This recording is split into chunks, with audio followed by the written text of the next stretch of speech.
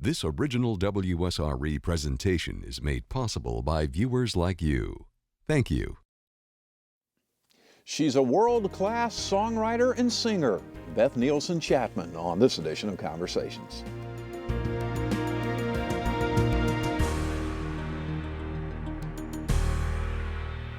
Beth Nielsen Chapman has written or co-written songs that have been recorded or performed on stage by some of the biggest names in the music industry. From country to pop, artists like Faith Hill, Willie Nelson, Bette Midler, Bonnie Raitt, and Elton John have found Beth's songs too good to resist.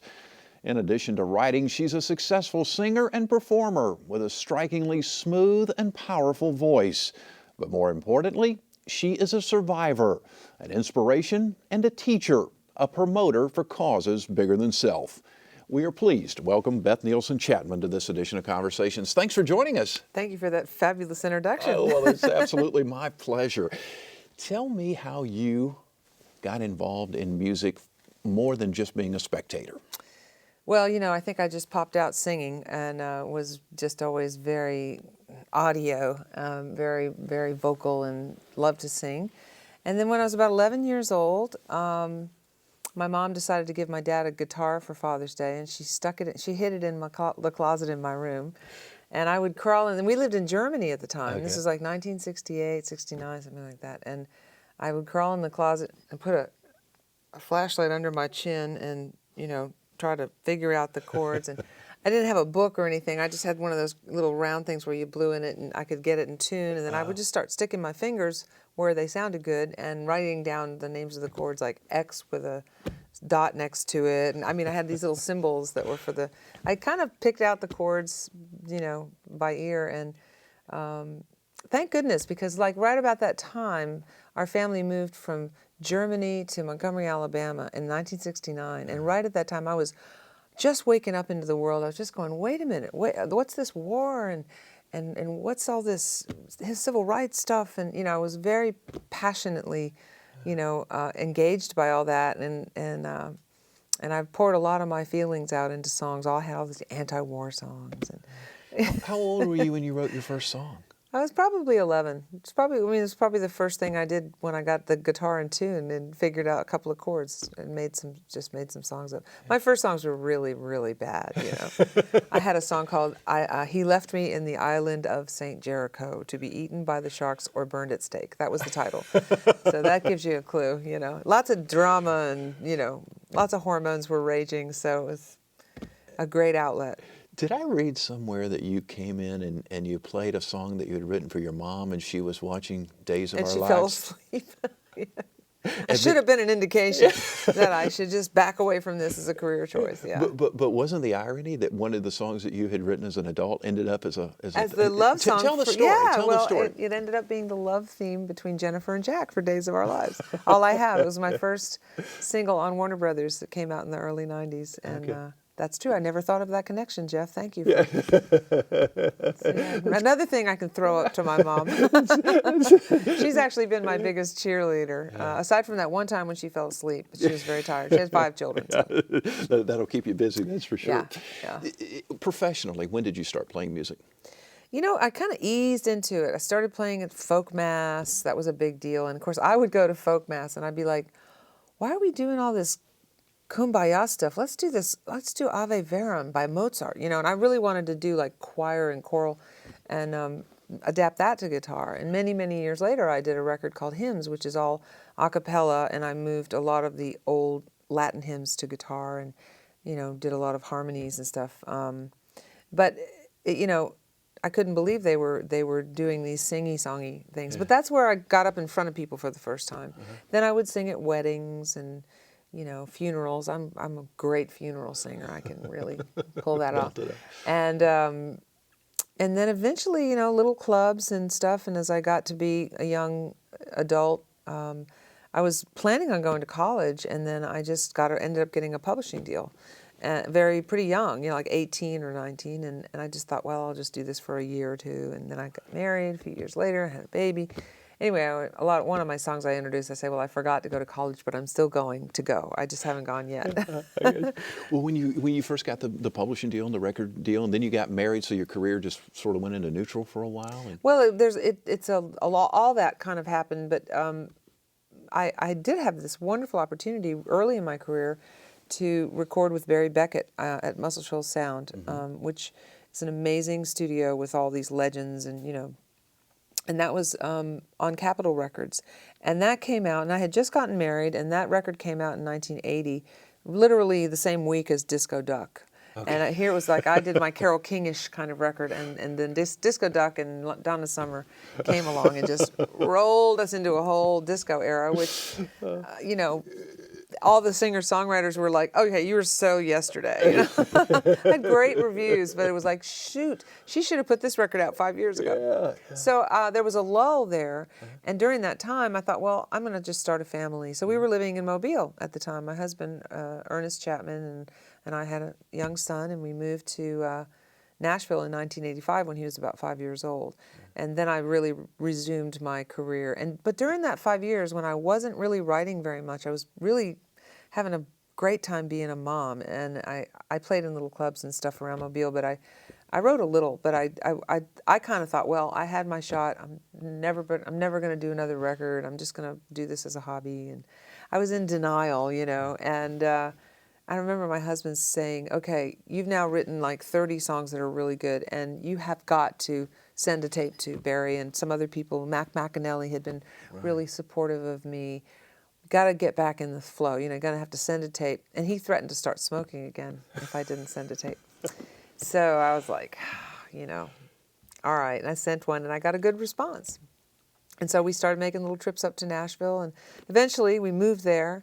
And, it still took like 2 years for things to really kick in. It's a long process.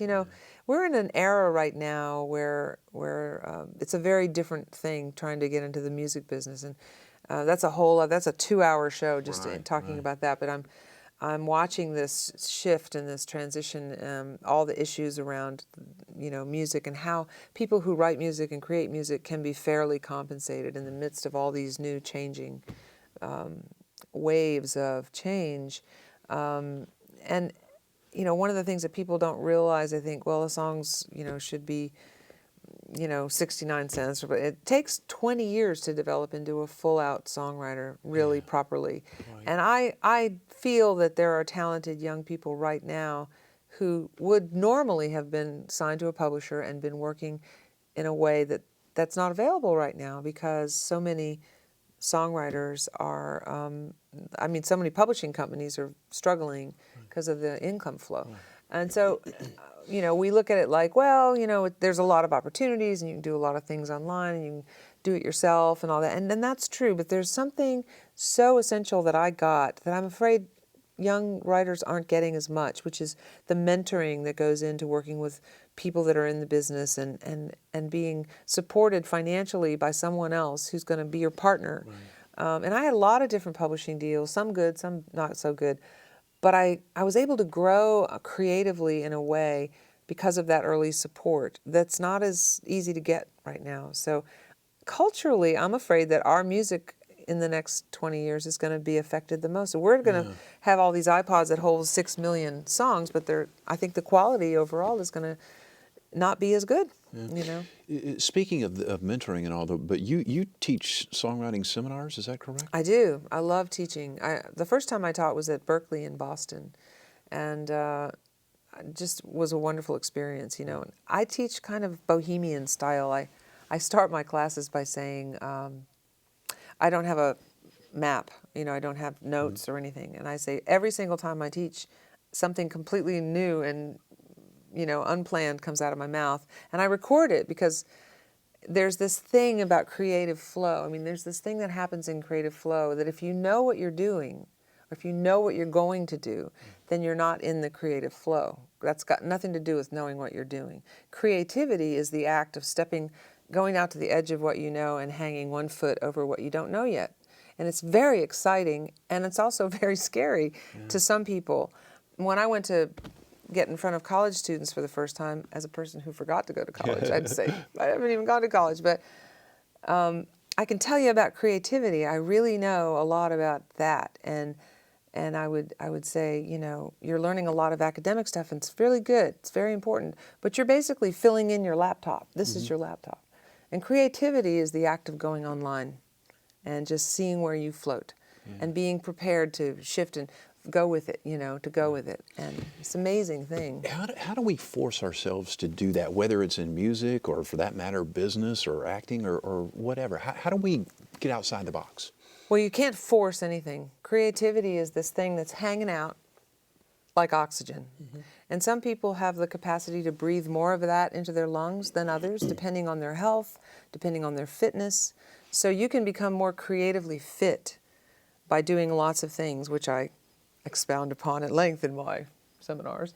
But in a nutshell, what you do is you create a space, and you create stillness, and you create kind of an openness to being available. Well, you can't be available if you're also reading People magazine, or if you're also watching TV, or if you're worrying about whether or not your song is good enough. And so a lot of times writers are worrying and working and working and worrying. And I'm like, all that's making a lot of noise. And when you're making a lot of noise, there's this hole in the top of your head where this flow comes through. And the creative spirit is so completely rockin' and so powerful, and so doesn't need you, but is happy to come in, but you have to allow it to come in. And if you have all this thing going on here, it just hangs out. It just waits until there's purchase. It won't force itself in. You got to be open. You have to be open, and that's why so many people, when they go through great loss, they're cracked open. There's just, you know, grief is one of the most huge magnets for creative force, because you're just at a loss. You know, you're just like, I give up, you know. And, you know, my husband died in 1994, and I had always been pretty creative, but that transition through losing him after 16 years of marriage and having a young son, and just that whole being pushed into that transition, my creativity just was the one thing I clung to like a life raft. You know, I wrote my way out and through everything I've ever been through. And I love to inspire people who feel stuck because they think that they don't have it. And I'm like, if you don't have it, it's like saying, I don't have oxygen. Well, you don't have oxygen. That's not because oxygen won't come to you. It's because there's some issue with you getting it in. And that is something we can always fix. You wrote a song after your husband passed away. Yeah, Sand and Water. Why don't you, that is a beautiful song. Why don't you pull Play a that little bit guitar of up and play a little bit of it for us? Interestingly enough, and while you're getting ready there, I'll tell Elton John sang the song Yeah. in, what was it, 97 after? 97, yeah. This song is one, you know, it's like a song that wrote itself through me. You know, in fact, my good friend Rodney Crowell was coming over to my house to write with me because he had made this little pact with my husband. I think, you know, like give her a little time and then just call her up and tell her you're going to write a song with her. He was coming over, and he came over, and the only reason I really got my guitar out was because my hero Rodney Crowell was coming over, and we were going to write a song, and he heard it, and I said, we can work on this. And he goes, no, that one is done, and that song is going to help so many people. And I didn't even know what I'd just written. It took me about 2 weeks to understand all the lyrics, so it just was like, you know, came really fast. Do a little for us.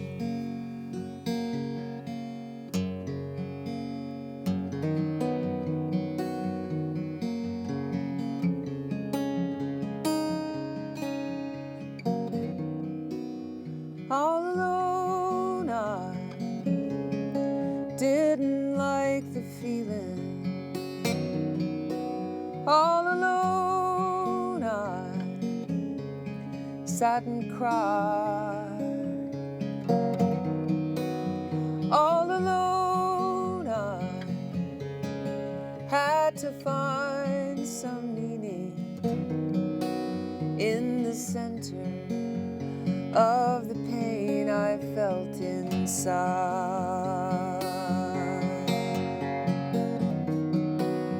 All alone, I came into this world. All alone, I will someday die. Solid stone is just sand and water, baby. Sand and water, and a million years gone by.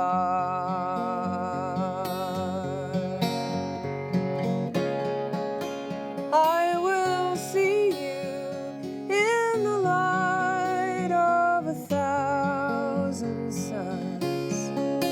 I will hear you in the sound of the waves. I will know you when I come, as we all will come through the doors beyond the grave.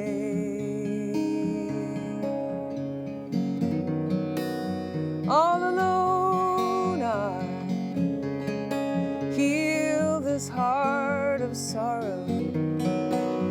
All alone I raise this child.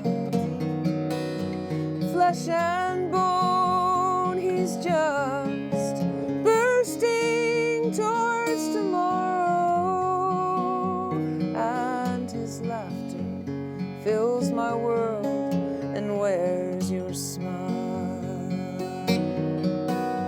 All alone I came into this world. All alone I will someday die. Solid stone is just sand and water, baby.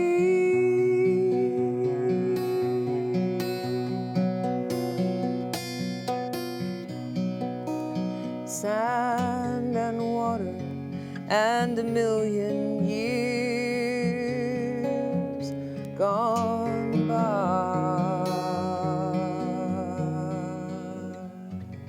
That is beautiful. Absolutely beautiful.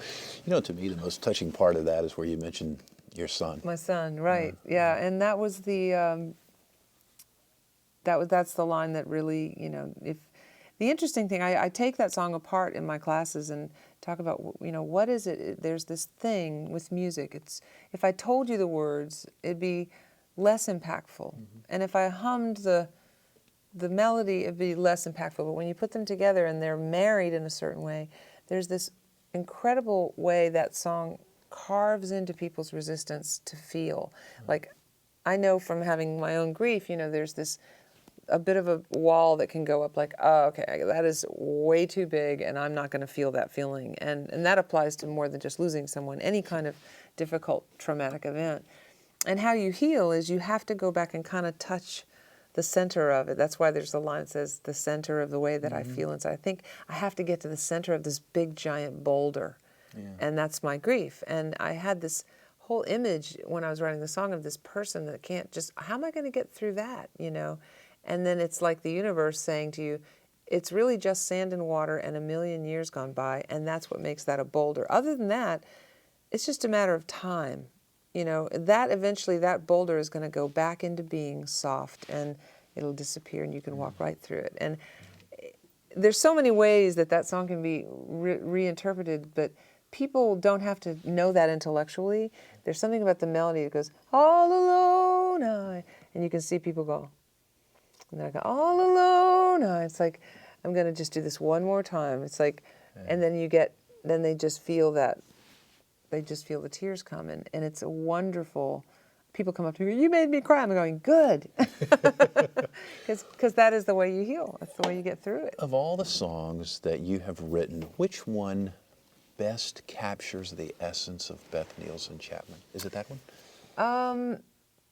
You know, there have been a series of songs that I think one of the main things that I have kind of ended up doing, I didn't say I think I'll do this, it just has, if I look through the body of my work, the songs that I feel touch the deepest are the ones that try to understand and accept and move into, towards, and through death. And I was writing songs, like there's a song called Emily on my first album. I was writing that when I was a teenager. I started it when I was a teenager and finished it by the time I did my first record for Warner Brothers. And it's about losing a friend. And, you know, some people will come up, is Emily real? You know, and I'll say Emily is a combination of a few different people in my lives and different things. But, you know, even now I'm working on, you know, songs. They're not, and my friends joke, has it got death in it? I'm like, yeah, well, you know, it kind of does. But I mean, there'll be funny songs about it. There'll be, you know, songs that are, where it's kind of knitted in there. But it's really what makes the thing have a power to it, you know. Well, you've had some challenges in your life. You lost your husband to cancer. Then you faced challenges with cancer yourself. Yeah, like 6 years after my husband died, I was diagnosed with stage 2 breast cancer. And, you know, the hardest thing about that for me was my son having to go through it, because you want to protect your kids. And he was 12 when his dad died, which is such an archetypically strong age for a boy to go off with his father and conquer the forest and stuff. And that was right when he lost his dad. And then when he was just turning 19, and he was supposed, that's the age where a boy archetypically pushes away from the mother and goes off and finds a wife. And he had to cling to me for a year. So I told my son, Ernest, I said, you know what?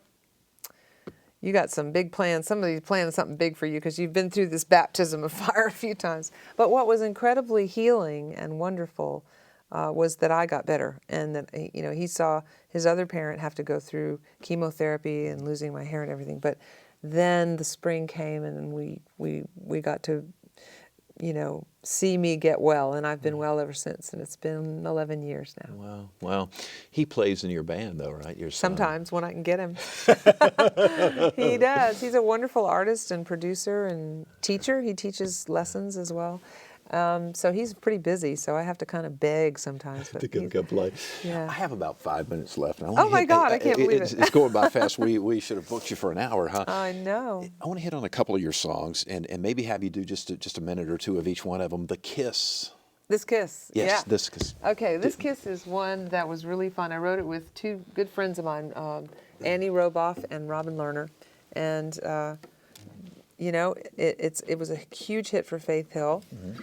Put my third of it put my son through college. And it's such a fun song. I don't want another heartbreak.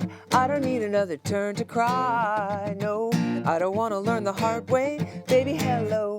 Oh no, goodbye. But you got me like a rocket, shooting straight across the sky.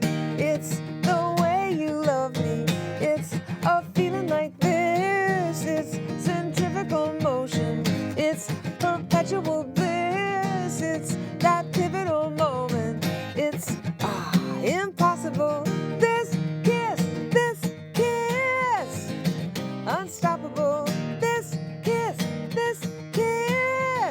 yeah. That's awesome. Where'd you come up with the idea for that? Well, you know, Robin and Annie were working on this idea called the critical kiss. And it was they had the first verse kind of dialed in, and it was, you know, Annie'd already gotten that centrifugal, and I was like, oh, I so want to write that song with you guys. But I didn't know Robin that well, and I was actually doing the photo shoot for my Sand and Water album cover in California, and Annie came by the hotel, and she kept sitting on the bed with this plastic keyboard playing that thing. And I said, if you don't stop playing that, I'm going to have to write it out from under you. And at one time she went around and I said, instead of saying, your critical kiss, I went, no, just say this kiss, this kiss. She goes, I'm calling Robin, you're writing it with us, you know. So the next day we went to Robin's brother's house in Malibu and sat on the beach and watched cute boys walk by and finished the rest of it. And the rest is history. And that was the inspiration, right? Yeah, absolutely. That's great. I only got just a couple minutes left. Strong Enough to Bend was a huge hit for Tanya Tucker. You wrote that, huh? I wrote that with Don Schlitz, who is, you know, he's one of the legendary songwriters in Nashville. That was such a thrill to write with Don, and we wrote a bunch of stuff together, and that was the first one out of the box, and so great. I mean, it shifted so many things to finally get some success, you know. Yeah. What was the inspiration for that, the motivation for that? Well, you know, it was one of those things I have songs that take me 18 years to finish. I'm still working on a couple I started 20 years ago that are fine-tuning them. And Don would write 2 songs a day sometimes. He's so fast. He taught me, you know, you don't have to be late. You know, some songs you just, and I walked in, I had the melody, he had the title, we wrote the words like shotgun, 20 minutes. Wow. Then we wrote another song, and then we went to lunch, and I sat there going, what just happened, you know? In about a minute, what can we expect to hear and see from Beth Nielsen Chapman in the future? Oh, gosh, we need more than 30 minutes. I just finished a fantastic project called The Mighty Sky with my friend Rocky Alvey and Annie Roba. It's a group of songs about astronomy, and each song has a lesson plan. It's a children's album. Oh, great. And I've got an album I did for Deepak Chopra that's in Sanskrit that's out on their website. And then I'm working on Box of Songs. Next year I'm going to try to put out a box set. It's kind of a retrospective with all sorts of rare tracks and crazy stuff on it. Are you going to continue to do some shows? Oh yeah, absolutely. Now I'm totally spoiled since I've gotten to play with the Pensacola Symphony, so I'm going to have to worm my way back in. That was fun, yeah. Well, absolutely. you're a terrific singer, and you're a real pleasure to talk to. Well, thank you. It's Beth been my Nielsen, pleasure to be here. It's our pleasure to have you. BethNielsenChapman.com. BethNielsenChapman.com, spelled like the Nielsen ratings. Sounds great. And I'm on Facebook, too. You're on Facebook. Great. I'm going to get you to play us out in just a moment. Let me say a couple of words here. Okay. You can certainly check Beth out on her website. You can also find us. We have a nice collection of conversations online at WSRE.org/conversations. We're on Facebook as well. And we certainly hope you'll spend some time on that website and see some of the great personalities we've had the opportunity to speak with. Thank you so very much for watching. I hope you enjoyed the broadcast. I'm Jeff Weeks. Take good care of yourself, and we'll see you soon. Beth, it's all yours. All right. This is a song I wrote while walking on the beach. I want to hold you now and listen to you breathe. It's like the ocean sound whispering through the trees. In the hollow of your shoulder, there's a tide pool of my tears, where the waves came crashing over, and the shoreline disappears. We hold it all for a little while, don't we? Kiss the dice, taste the rain like little knives upon our tongue. We can do no wrong when the lights go on and the music plays, and we take the stage like we own the place, as if time were cheap and the night forever young.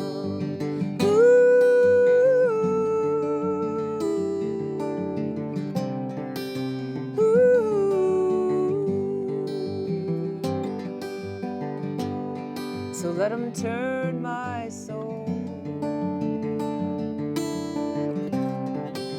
7 shades of blue.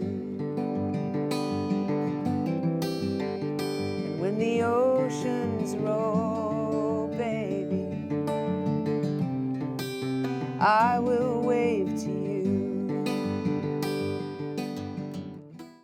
Support for this program is provided in part by these corporate sponsors.